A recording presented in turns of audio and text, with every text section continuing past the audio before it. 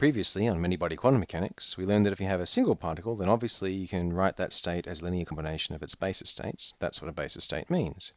But if you have n of those particles, then the appropriate Hilbert space is the tensor product of all the otherwise identical Hilbert spaces for those individual particles, and so the basis becomes every combination of the basis states for the individual particles, and then we have this very large tensor product Hilbert space. And that means you need an individual coefficient for every possible combination of indices for our single particle basis there. Now we also learned something very important about indistinguishable particles. If those n particles are indeed all the same and they're all fundamental particles, then there's absolutely nothing to tell the difference between them.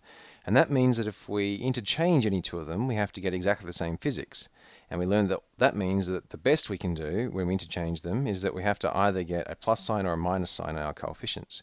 So we have an enormous symmetry, which is for bosons, or antisymmetry for fermions in those coefficients, and so a large number of these coefficients here are redundant.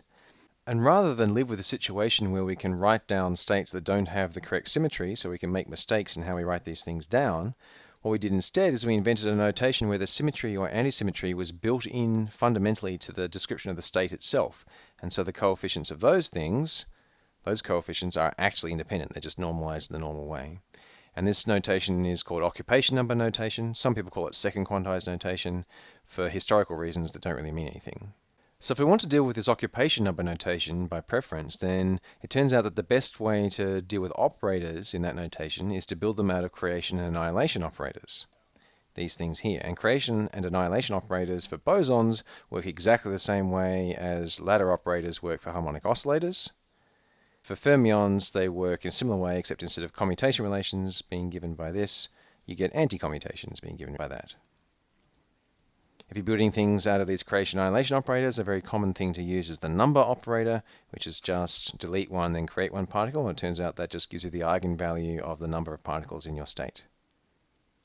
Now, if we're going to deal with creation-annihilation operators instead of our original form of operators, then we're going to need to know some way of translating all the operators we had in our original notation into this occupation number notation. For all common forms of operators, that translation is surprisingly easy. Let's imagine we have some operator, which is the sum of a bunch of separate operators for the individual particles. An example of that might be, say, a Hamiltonian, where all the different particles don't interact at all, and so they all just live with their own individual Hamiltonian. And we could extend that by possibly having extra terms where we have interactions between pairs of particles. We have to sum over all non-identical pairs of particles. Let's expand this operator into a basis for the single particle states.